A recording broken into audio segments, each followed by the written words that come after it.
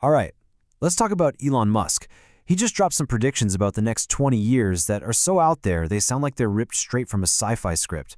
I'm talking about a future where the whole idea of having a job or even the money in your bank account just becomes a thing of the past. But here's the one that really gets you. He flat out said, work will be optional. Seriously, just let that sink in for a second. He's painting a picture of a world where you go to work because you want to, for fun, not because you need to survive. So, the big question is, right? Is this just a wild sci-fi dream, or is this actually where we're headed? Well, that's what we're here to do. We're going to break it all down, cut through the hype, and give this whole vision a serious reality check. Okay, so first up, let's get a really clear picture of what Musk is actually proposing. What does his 2045 future really look like? And it really comes down to these two massive world-altering predictions. First, your job. It becomes a hobby, something you do because you enjoy it, not because you need the paycheck. And second, the money we all use every day, he thinks it's going to be totally irrelevant, worthless even. So you've got to ask, what's the engine behind all this crazy change? Well, according to Musk, it all comes down to one thing: a massive leap in artificial intelligence and humanoid robots, like Tesla's own Optimus project. He believes these bots will soon be able to do pretty much any task a human can. All right, let's tackle that first big idea, the one that everyone's talking about. This notion that in just a couple of decades, having a job will be totally optional. And Musk has this really great way of explaining it. He uses this analogy. He says the future of work is going to be like growing your own vegetables. Look, you don't have to do it, right? You can just go buy them at the store.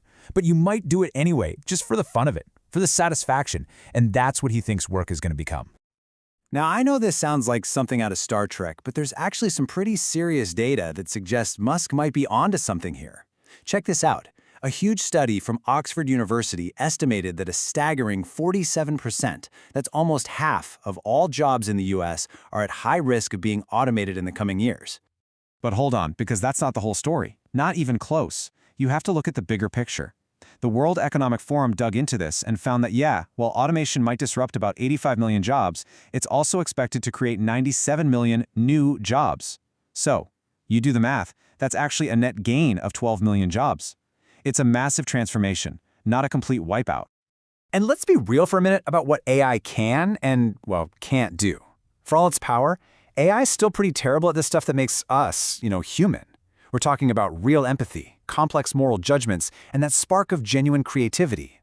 So this tells us the future isn't about humans being replaced. It's about a huge shift towards skills that machines just can't copy. Think about jobs in healthcare, creative arts, teaching. Those aren't going anywhere anytime soon. It's funny because if you look back at history, we've heard these kinds of predictions before. Way back in 1930, the famous economist John Maynard Keynes, he predicted we'd all be working 15-hour weeks by now. And how's that working out? Most of us are still grinding away at 40 hours. See, productivity went through the roof, but as a society, we just chose to make more stuff instead of having more free time. So if work is optional, how does anyone pay for anything? Well, Musk himself admits this whole future would need a pretty radical new system in place, something like a universal basic income, or UBI. The idea is that all the insane wealth created by AI and robots would be used to fund a regular guaranteed paycheck from the government to every single person, enough to cover all your basic needs. But see, that idea of a universal high income paid for by robots, it kind of forces us to ask an even bigger, crazier question about money itself. Which brings us perfectly to Musk's second prediction, and this one might be even more radical. The end of money as we know it. Okay, so this whole worthless money idea comes from a concept you hear a lot in science fiction. It's called a post-scarcity economy. The theory is that one day technology will be able to produce so much of everything, food, goods, energy, that it all becomes incredibly cheap, or maybe even totally free.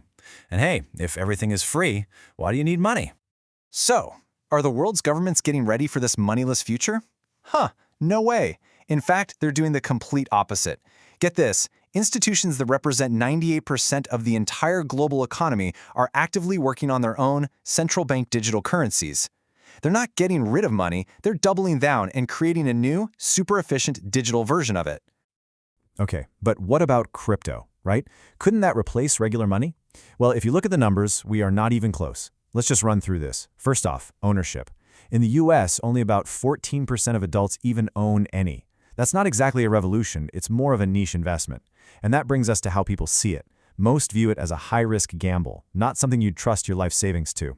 And the biggest deal breaker, stability. You just can't run an economy on something that can drop 20% in value overnight. It's just way too volatile. So you see, there are really two ways for money to become worthless. You've got Musk's utopian version, where we have so much of everything that money just becomes obsolete. And then you have the dystopian reality that's actually happened in history, hyperinflation. Think of places like Zimbabwe, where you needed a 100 times trillion-dollar bill that couldn't even buy you a loaf of bread. One is a sci-fi dream, the other is a very real economic nightmare. So after all that, what's the bottom line for you and me? I think the most important thing to remember is this. The future isn't just something that's going to happen to us. It's something we're actively going to choose. Think of it like this. Step 1. Technology, especially AI, is absolutely going to create massive, unbelievable amounts of new wealth and productivity. That's almost a given. But that leads us to a crucial fork in the road, and that's where we have to make a choice. We can choose to build a society where those benefits are shared broadly with everyone, or we can let that wealth get concentrated in the hands of a very, very small group, creating inequality like we've never seen before. So, to wrap this all up, here are the key takeaways. First, expect a slow, gradual change, not some overnight robot revolution. Second, the kind of work we do will change dramatically, but work itself isn't going to vanish for everyone. Third, money is definitely going more digital, but its basic function isn't going anywhere. And finally, and this is the most important one, the future we end up with will be shaped by the policy choices we make today. Because in the end, Musk's predictions really force us to look at the real issue. AI is going to create an amount of wealth that's almost unimaginable. The technology is fascinating, for sure, but the most important question isn't about tech at all. It's about us. How are we, as a society, going to choose to share all of it?